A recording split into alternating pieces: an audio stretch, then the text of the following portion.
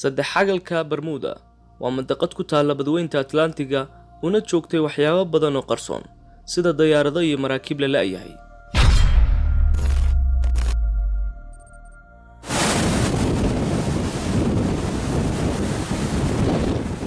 sida ay baahiyeen saynisyahano Australian ah ayaa waxay tibaaxeen in ay u heleen xog tafatiran oo ku salaysan sirta ku duugan saddex xagalkan cabsida badan ee Bermuda. sawirkan aad aragtaan waa xariiqda juqraafi ahaan ay dhacdo ee ay sameeyeen culimadu.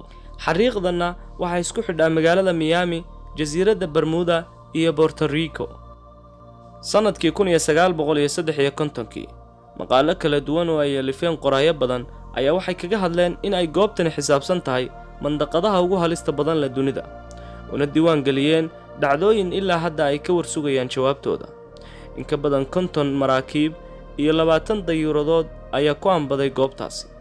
hase ahaatee baaritaano iyo daraasado laga soo saaray mucjisadan ayaa waxay xambaarsan yihiin tibaaxo caqligal ah iyo kuwa aan la rumaysan karin. sababtaas ayaana loo malaynayaa inay ka dambeysay in loolan adag uu ka dhex bilaabmo saynisyahanada baadhaya xaqiiqdan. Joseph Monaghan iyo David Moye waa khubaro Australian ah, iyaga ayaana qadiyadan dib u furay, balse qeexid cilmiyeysan ayay dunida u soo bandhigeen. waxayna soo saareen in gaasta loo yaqaano methane hydrates xaddi fara badan uu ku aasan yahay halkaas. qaaca gunta hoose ee badduna ay soo tufayso gaastaas, waxayna saameyn ku yeelanaysaa in cufka biyuhu xoog isu dhimo, isla markaana walax kasta oo culus oo dul heehaabta biyahana ay si fudud ku dejinayaan.